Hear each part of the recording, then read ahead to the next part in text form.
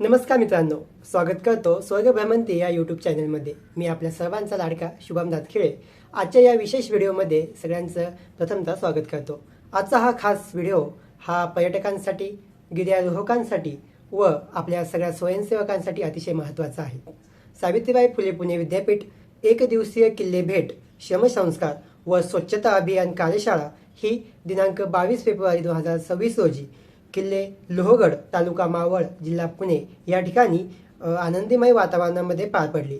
शिवजन्मोत्सव विद्यार्थी उत्सव समितीनं या सुंदर कार्यशाळेचं आयोजन लोहगड या ठिकाणी केलेलं होतं. या कार्यशाळेसाठी पुणे विद्यापीठातील विविध विभागामधील विद्यार्थी, NSSचे राष्ट्रीय सेवा योजनेचे स्वयंसेवक, जवळपास 70हून अधिक स्वयंसेवक यामध्ये सहभागी झालेले होते.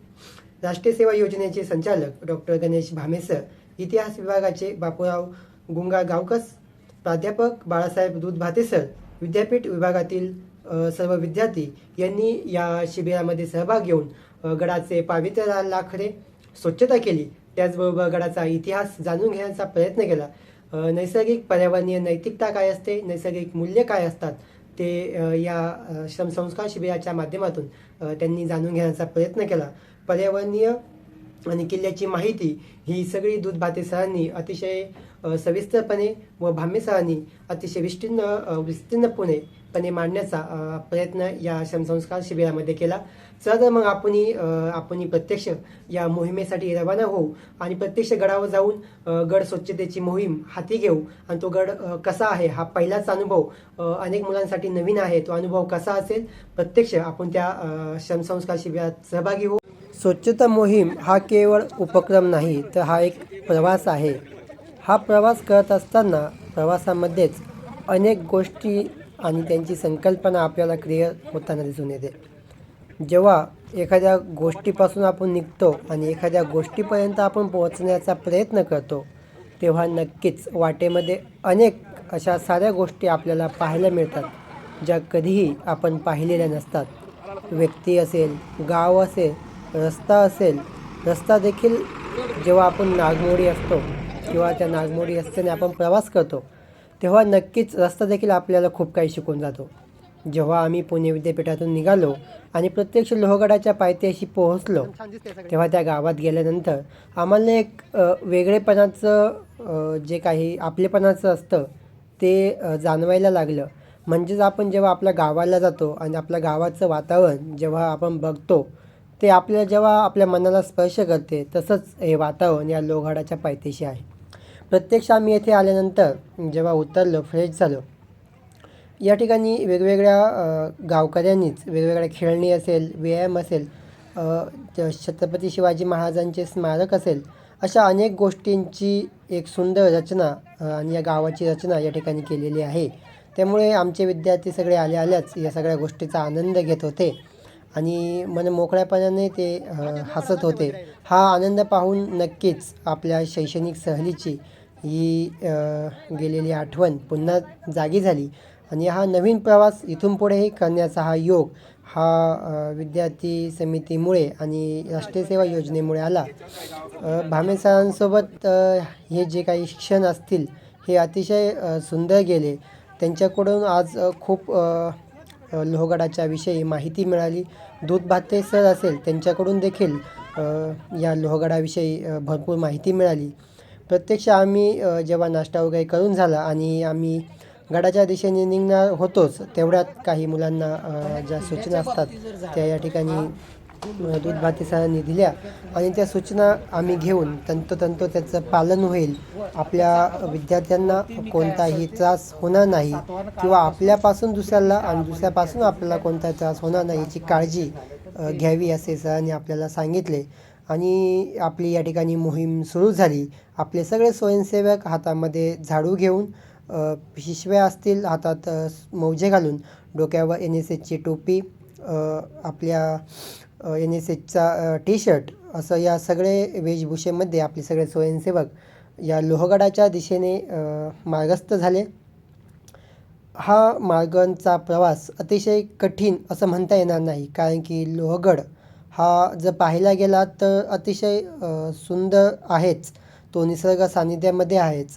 परंतु आपण जेव्हा याचा प्रवास हा करायला सुरुवात करतो, तेव्हा नक्कीच आपल्या मनामध्ये एक छत्रपती शिवाजी महाराजांची एक ऊर्जा ही आपल्या शरीरामध्ये येते आणि हा जो प्रवास असेल हा आपणही आनंदाने तर करतोच, पण जो छत्रपतींनी दिलेला विचार आहे, तो विचार मनात घेऊन आपण हा किल्ला चढण्यासाठी या ठिकाणी चाललो आहोत. आपले काही विद्यार्थी हातामध्ये भगवे ध्वज या ठिकाणी महाराजांचे घेऊन आलेले आहेत. महाराजांचा वारसा आजचेही तरुण हे प्रखरतेने जपताय, तो पुढे टिकवताय. महाराजांनी निर्माण केलेले गडकिल्ले हे फक्त पर्यटनासाठी किंवा देखाव्यासाठी हे आज आपल्यामध्ये नाही, तर ते त्या काळातील एक प्रतिबिंब आहे किंवा एक अशी वास्तू आहे किंवा असं ते एक मॉडेल आहे आपल्यासमोर, जे त्या काळामध्ये त्यांनी कष्टाने, घामाने आपल्या मावळ्यांनी कमवलेलं आहे आणि ते भक्कमपणे त्यांनी आपल्या रक्तातून रक्त सांडून ते उभं केलेलं आहे. तेच आज आपण सगळ्या तरुणांनी या ठिकाणी सांभाळलं पाहिजे, टिकवलं पाहिजे, जोपासलं पाहिजे. येणाऱ्या काळातील पिढ्यांपर्यंत ते व्यवस्थितरित्या पोहोचवलं पाहिजे. या दृष्टीनेच सावित्रीबाई फुले पुणे विद्यापीठातील राष्ट्रीय सेवा योजनेतील स्वयंसेवक हे नेहमी तत्परतेने कार्य करताना आपल्याला दिसून येतात. नेहमी हा प्रवास अतिशय आनंदीमय हसतमुख वातावरणामध्ये आपल्याला करताना विद्यार्थी दिसून येत आहेत. विद्यार्थी हे कोणत्याही मानसिक तणावात नाही असं त्यांच्या चेहऱ्यातून नेहमी दिसून येत आहेत. तर आपले काही विद्यार्थी हे अतिशय मन लावून या ठिकाणी गडावरील जी काही स्वच्छता असतील जी काही अस्वच्छता केलेली असेल पर्यटकांनी किंवा लहान मुलांनी, ती स्वच्छ करण्याचा या ठिकाणी प्रामाणिक प्रयत्न करताना आपल्याला दिसून येत आहे. काही विद्यार्थिनींनी हातामध्ये झाडू घेऊन चढतानाच पायऱ्या स्वच्छ करण्याचा जो मानस संकल्प आहे तो मनात पक्का धरून घेतलेला आहे. आणि काही विद्यार्थी असतील जे प्लॅस्टिक्सच्या बॉटल्स असेल, चिप्सचे पॅकेट असेल किंवा छोट्या मोठ्या गोष्टी असेल, त्या सगळ्या घेऊन आपण ही पिशव्यांमध्ये वर चाललेलो आहोत. आणि निश्चितच वर गेल्यानंतर आपल्याला जो काही विहंगम दृश्य आपल्याला दिसणार आहेत, ते अतिशय मनाला भावून टाकणार असणार आहे. कारण की हा जो प्रवास आहे तो माझ्या आयुष्यातील पहिलाच प्रवास आहे लोहगडचा आणि माझ्याबरोबरच जे स्वयंसेवक आलेले आहेत त्या सर्वांचा प्रामुख्याने हा पहिलाच प्रवास असणार आहे आणि हा पहिलाच प्रवास खूप साऱ्या आठवणी या ठिकाणी देऊन निश्चितच जाणार आहे. जेव्हा जेव्हा आम्ही एक एक पायरी ही लोहगडाच्या दिशेने चालत होतो व चढत होतो, तेव्हा प्रत्येक पायरी प्रत्येक मावळ्याचं असेल किंवा प्रत्येक व्यक्तीचं त्यांनी केलेलं जे परिश्रम असेल त्याची जाणीव आम्हाला या ठिकाणी तो दगड करून देत होता. खरं तर त्याला दगड म्हणता येणार नाही. जरी तो दगड असला तरी तो आज या महाराष्ट्राचं एक भव्यदिव्य असं सामर्थ्य आहे, एक बलाढ्य अशी वास्तू आहे जी आपल्याला बळ देते, सामर्थ्य देते आणि नवऊर्जा करण्यासाठी ती प्रेरणा नेहमी आपल्याला देत असते. स्वच्छता मोहीम ही एक आपली संकल्पना जरी असली, पण त्या माध्यमातून आपल्याला वेगवेगळ्या गोष्टी निश्चितच गडाच्या शिकायला मिळतात.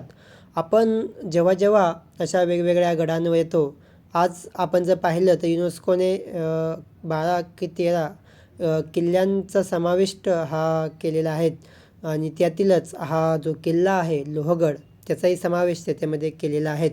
लोहगडावर आल्यानंतर आजूबाजूचा जो परिसर आहे तो निश्चितच आपल्याला भारावून टाकणारा आहे.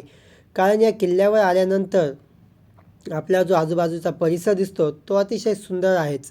या किल्ल्यावर आम्हाला अनेक महाविद्यालय असतील किंवा शाळेतून आलेले चिमुरडे मुलं असतील, त्यांचे शिक्षिका असेल, त्यांच्या चेहऱ्यावरील जो काय हावभाव आहे किंवा एक गडावर जाण्याची जी प्रेरणा आहे किंवा गड पाहण्याची जी उत्सुकता आहे, ती निश्चितच त्यांच्या चेहऱ्यावरून मला या ठिकाणी दिसून आली. की कशा प्रकारे लहान लहान मुलं एक नवं ठिकाणी जाऊन एक ती गोष्ट समजून घेण्याचा प्रयत्न करतात. नाही की तिथं वेगवेगळ्या गोष्टींचा अनुभव आपल्याला निश्चितच त्या ठिकाणी मिळतो. परंतु जेव्हा कधीही अशा या NSSच्या मार्फत असो किंवा वेगवेगळ्या टुरिझमच्या माध्यमातून असो, जेव्हा आपल्याला एखाद्या गडावर जायची संधी मिळते, तर ती आपण कधी चुकवली नाही पाहिजे अशा मताचा मी आहे. कारण जरी आपण एका ठिकाणी 10 वेळा गेलो असलो तरी 10 वेळा गेलेला अनुभव हा प्रत्येक माणसासोबत निश्चितच वेगवेगळा असतो आणि तो आपल्याला तिथं गेल्यानंतर तो जाणवतो. त्या आठवणी नेहमीच आपल्या स्मरणात राहतात. कारण एखाद्या ठिकाणी जाऊन काढलेला फोटो हा फक्त फोटो नसतो. तो भूतकाळातील किंवा भविष्यातील किंवा वर्तमान काळातील त्या आठवणी तो जागृत करणारा असतो. ते फक्त व्यक्ती नसून ते एक आपण त्या काळामध्ये त्यासोबत राहून त्या ठिकाणी जाऊन एक विशिष्ट कार्य केलेलं असतं त्याची आठवण करून देणारा तो फोटो असतो. त्यामुळे पर्यटन स्थळ असो किंवा उद्यान असो किंवा गड किल्ले असो, प्रत्येक ठिकाणी जेव्हा तुम्ही जाल तेव्हा निश्चितच तुम्ही छायाचित्र काढा आणि ते आठवणीनं जपून ठेवा. ते सोशल मीडियावर चांगल्या पद्धतीने शेअर करा. निश्चितच आपल्या प्रवासाचा हा इतरांनाही सकारात्मक परिणाम झाला पाहिजे. जेणेकरून त्या किल्ल्यांवर अनेक पर्यटक विदेशातून देखील आले पाहिजे आणि त्यांनी हे गडकिल्ले पाहिले पाहिजे, समजून घेतले पाहिजे आणि या गडकिल्ल्यांचा इतिहास, येथील वास्तू, येथील वेगवेगळे जे काही रचना आहे, जी शिवकाळातील आजही तटबंदी असेल किंवा एक अशी मजबूत भिंत, दरवाजा आहे, जे आज दिमाखात उभे आहे. त्यांना पाहिलं पाहिजे, त्यांना समजून घेतलं पाहिजे, त्यांचा अभ्यास केला पाहिजे, की कशा पद्धतीने त्या काळात देखील आपल्या मावळ्यांनी या इतिहासाचा हा जो वारसा आहे, तो या ठिकाणी कसा पुढील पिढीसाठी त्यांनी दिलेला आहे. जेव्हा आपण या महादरवाजामधून प्रवेश करतो, तेव्हा आपल्याला आतमध्ये गेल्याच काही पोस्टर्स त्या ठिकाणी लावलेले आहेत. त्या पोस्टरवर वेगवेगळी छायाचित्रं आहेत. ती छायाचित्रांमधून गडकिल्ल्यांवर असलेल्या ज्या काही वेगवेगळ्या गोष्टी असेल, त्या सगळ्या गोष्टींची माहिती त्या बॅनरमधून आपल्याला प्रत्यक्ष जाणवते. त्यांनी एक अतिशय छान कार्य त्या माध्यमातून त्यांनी केलेलं आहेच. ऐतिहासिक दृष्टिकोन हा अतिशय महत्त्वाचा आहे. जेव्हा आपण एखाद्या गडकिल्ल्यावर जातो, तेव्हा तेथील गोष्टी, तेथील ज्या काही वस्तू असेल, त्या फक्त वस्तू नसून त्या एक ऐतिहासिक ठेवा आहे, जो त्या काळातील प्रचिती आपल्याला देतो, की कशा पद्धतीने तो उभारला गेला असेल आणि काय कार्य त्या माध्यमातून त्या ठिकाणी चाललेलं असेल. आम्ही प्रत्यक्ष जेव्हा लोहगडावर गेलो, तेव्हा आम्ही सगळे एका झाडाखाली मस्त बसलो, फोटो काढला आणि आपले राष्ट्रीय सेवा योजनेचे नवनियुक्त संचालक डॉक्टर भामे सर यांनी विशिष्ट गडाची अशी परिपूर्ण माहिती आम्हाला या ठिकाणी दिली. त्याचबरोबर इतिहास विभागाचे प्राध्यापक बाळासाहेब दुधभाते सर यांनी अतिशय महत्त्वपूर्ण माहिती आपल्याला विद्यार्थ्यांना सांगितली आणि खरंच या माहितीच्या आधारे आम्हाला लोहगड काय होता, काय आहे आणि कसा असणार आहे याविषयीची जी काही मनाची संकल्पना आहे ती स्पष्टपणे त्या ठिकाणी आम्हाला क्लिअर झाली. त्यामुळे अतिशय छान असा हा आजचा प्रवास म्हणता येईल, जो माझ्या आयुष्यातील अतिशय आणि अनेक आठवणी देऊन जाणारा होता. खरं तर अनेक नवे मुलं असेल, मुली असतील, त्यांचे जे काही वेगवेगळ्या भागातून आले असतील, त्यांची भाषा असेल, त्यांची बोलीभाषा असेल किंवा एकंदरीत त्यांचा जो व्यवहार असेल, तो मला या माध्यमातून जाणवला.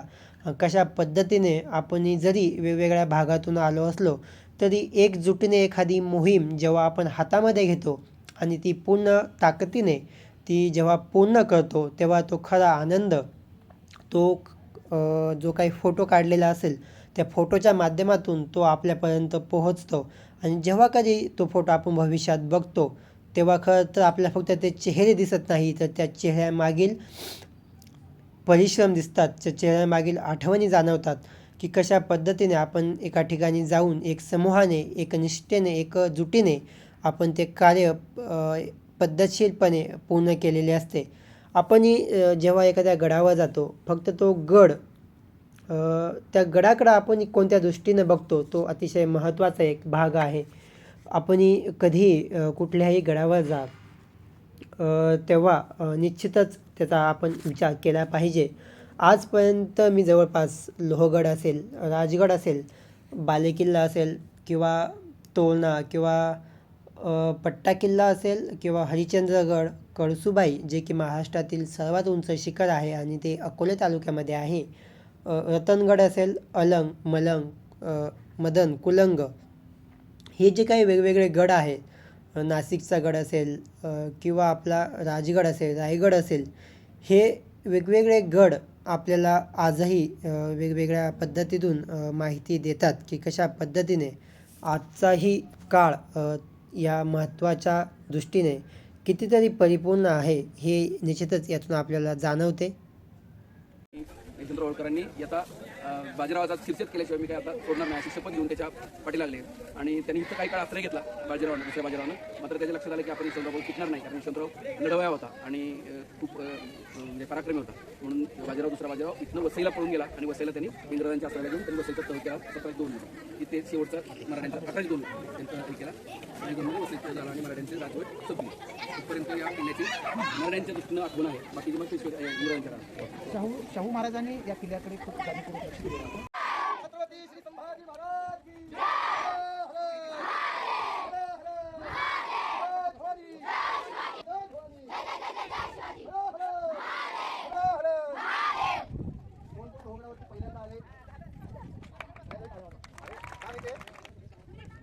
लोहगडला जाण्याचा खूप दिवसापासून मनात एक योग होता, परंतु हा योग सावित्रीबाई फुले पुणे विद्यापीठामधून राष्ट्रीय सेवा योजनेच्या मार्फत हा जो काही योग असेल तो मला माझ्या आयुष्यात मिळाला. आणि हे जे काही स्वच्छता मोहीम शिबिर होतं हे माझ्यासाठी अतिशय महत्त्वाचं होतं, कारण यातून ज्या ज्या गोष्टी मी आजपर्यंत शिकलो नव्हतो त्या आज मला या प्रत्यक्ष याच्यातून शिकायला मिळाल्या. जेव्हा आपण प्रत्यक्षवरती गडावर येऊ तेव्हा आपल्याला एक छोटंसं असं महादेवांचं सुंदर असं मंदिर या ठिकाणी दिसेल आणि त्या महादेवाच्या मंदिराच्या शेजारीच आपल्याला एक छोटंसं एक सुंदर पद्धतीचं त्र्यंबक तलाव म्हणून आहे तोही आपल्याला या ठिकाणी दिसेल. की आज जरी किती मोठा उन्हाळा असला तरी त्या उन्हाळ्यामध्ये आजही अनेक गडकिल्ल्यांवर पिण्यासाठी कुंडांमध्ये पाणी हे असतं आणि ते पाणी अतिशय गोड असतं, स्वच्छ असतं, निर्मळ असतं. या पाण्याचा वापर गडकिल्ल्यावर राहणारे व्यक्ती असेल किंवा पशु पक्षी प्राणी असेल ते निश्चितच या ठिकाणी करतात. जेव्हा कधीही आपण कोणत्याही गडावर जाऊ त्या गडाचा जो काही ऐतिहासिक अभ्यास आहे तो अभ्यास आपण पर्यावरणाच्या दृष्टीने केला पाहिजे असं माझं एक मत आहे. कारण की जेव्हा पर्यावरणीय मूल्य आपण जेव्हा जपतो तेव्हा निश्चितच आपल्याला तो पर्यावरणाचा जो एक भाग घटक आहे तो निश्चितच आपल्याला ठिकाणी माहिती होतो आणि किल्ल्याची जी माहिती आहे ती त्या ठिकाणी जाऊन प्रत्यक्ष पाहायला मिळते.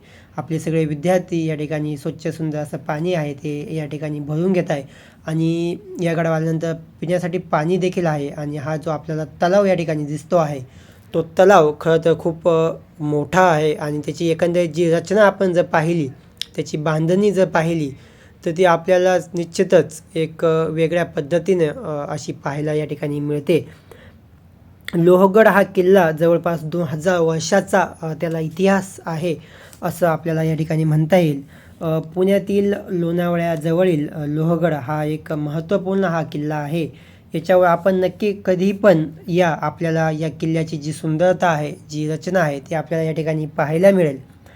या किल्ल्याची जवळपास उंची ही 1300 मीटर आहे, म्हणजेच 3389 फूट अशी या किल्ल्याची एकंदरीत समुद्रसपाटीपासून उंची आहे.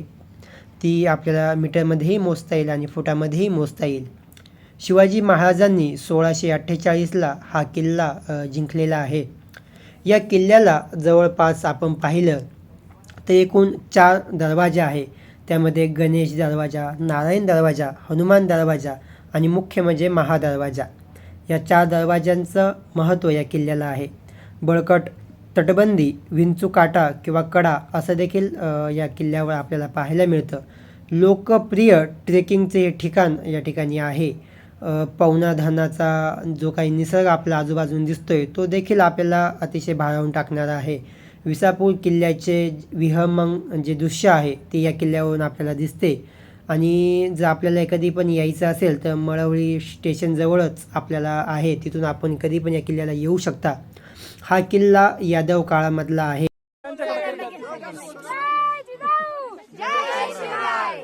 छत्रपती शिवाजी महाराज की जय. छत्रपती संभाजी महाराज की जय. जय जिजाऊ. मित्रांनो, आम्ही आलेलो आहोत सावित्रीबाई फुले पुणे विद्यापीठातून लोहगड या ठिकाणी आणि सुंदर अशा झाडाखाली आम्ही त्याची सावली घेण्याचा या ठिकाणी छोटासा प्रयत्न करत आहे. सावली घेत आहोत. त्यामुळे गडावर आल्यानंतर सगळ्यांनी स्वच्छता ठेवा, झाडे लावा. त्यामुळे आपल्याला उन्हाळ्यात सावली मिळेल आणि आपला हा आनंद द्विगुणित होईल. छत्रपती शिवाजी महाराज की जय. लोहगड हा किल्ला पुरंदरच्या तहामध्ये मुघलांकडे गेलेला होता. 1670मध्ये हा किल्ला पुन्हा जिंकण्यात आला आणि हा किल्ला पुन्हा आपल्याकडे आला. पेशवे काळातील नाना फडणवीसांनी देखील या किल्ल्याचा वापर या ठिकाणी केलेला आहे. पश्चिमेकडील जो भाग आहे तो लांब व अरुंद आहे. विंचवाच्या नांगीसारखा हा भाग आपल्याला या ठिकाणी दिसून येतो. आणि एकंदरीत वास्तू म्हणून जर पाहिलं तर महादरवाजा आहे, लक्ष्मी कोठी आहे, 16 कोनी तलाव व घोड्याची पाग देखील या किल्ल्यावर आपल्याला पाहायला मिळते.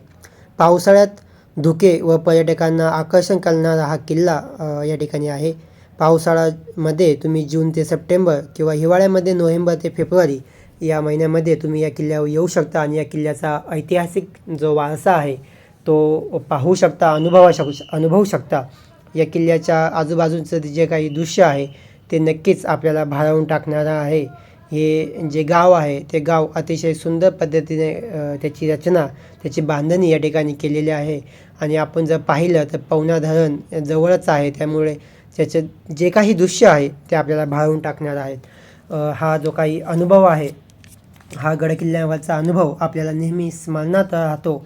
आणि हा जो ऐतिहासिक वारसा आहे तो निश्चितच आपल्या भविष्यामध्ये आपल्या शैक्षणिक सामाजिक किंवा वेगवेगळ्या क्षेत्रामध्ये हा ठेवा आपल्याला जपता येतो, अनुभवता येतो आणि त्याचा उपयोग आपल्या पुढे भविष्यामध्ये नक्कीच होतो. त्यामुळे आपण सगळ्यांनी नक्कीच वेगवेगळ्या गडांवर जा, किल्ल्यांवर जा, तेथे जाऊन त्याचं महत्त्व जाणून घ्या. कधीही कोणत्या गडावर गेल्यावर त्याची पावित्र्यता, त्याची स्वच्छता ठेवा. कोणत्याही प्रकारची अशुद्धता तेथे करू नका, जेणेकरून आपले जे गड आहे ते अतिशय स्वच्छ सुंदर राहतील आणि येणाऱ्या काळामध्ये ते आपल्या पिढीसाठी अतिशय दिमाखात उभे राहतील. त्यामुळे नक्कीच हा आजचा जो काही गड संवर्धनाचा, संस्काराचा व स्वच्छता अभियानाचा जो काही पहिलाच माझा आयुष्यातील प्रवास होता तो अतिशय सुंदर प्रवास या ठिकाणी सावित्रीबाई फुले पुणे विद्यापीठामुळे झाला असं मी निश्चित म्हणेल. आणि त्या सगळ्यांचं अतिशय मनापासून आभार मानेल. सावित्रीबाई फुले पुणे विद्यापीठ आणि विद्यार्थी कृती समिती असेल किंवा विद्यार्थी उत्सव समिती असेल, ज्यांनी आज हे अतिशय सुंदर असं नियोजन या ठिकाणी केलं आणि आम्हा सगळ्या स्वयंसेवकांना या किल्ल्यावर येण्याचा जो काही या ठिकाणी योग आला तो अतिशय सुंदर होता, आठवणींचा होता. आणि असेच उपक्रम विद्यापीठाने नेहमी घेत जावे आणि आम्हाला प्रोत्साहन देत जावे अशी आम्ही नेहमी माफक अपेक्षा आपल्याकडून ठेवेल. या ठिकाणी राष्ट्रीय सेवा योजनेचे संचालक भामे सर, इतिहास विभागाचे प्राध्यापक बाळासाहेब दुधभाते सर आणि सगळ्या वेगवेगळ्या विभागातील विद्यार्थी, राष्ट्रीय सेवा योजनेचे स्वयंसेवक सगळ्यांचे मी शुभम दातखेडे स्वर्ग भ्रमंती या यूट्यूब चॅनलच्या माध्यमातून आपल्या सर्वांना शुभेच्छा देतो, स्वागत करतो, अभिनंदन करतो. आणि नक्कीच आजचा हा व्हिडिओ आपण सगळ्यांनी पहा, सगळ्यांना शेअर करा, सबस्क्राईब करा, लाईक करा. आवडला असेल तर नक्कीच या माहितीचा पुरेपूर वापर आपण इतरांसाठी करा अशी मी एक माफक अपेक्षा आपल्याकडून ठेवेल. आणि नक्कीच या गडानं जे काही आजच्या आठवणी आणि आजचे जे काही वेगवेगळे उपक्रम मला दिले, निश्चितच आजचा हा उपक्रम अतिशय प्रिय माझ्यासाठी आहे. शेवटी जाता जाताच जे प्राणी मला या ठिकाणी दिसले त्यांनी नक्कीच हा दिवस अतिशय सुंदर झाला असं मी या प्राण्यांच्या माफक इच्छेतून प्रकट करतो. कसं असतं या प्राण्यांचं आयुष्य तर पाहायचं असेल तर नक्कीच निसर्गात जावं लागेल आणि या प्राण्यांच्या सोबत राहावं लागेल, तेव्हाच आपल्याला हा अनुभव घेता येईल. स्मरणात राहील हा क्षण.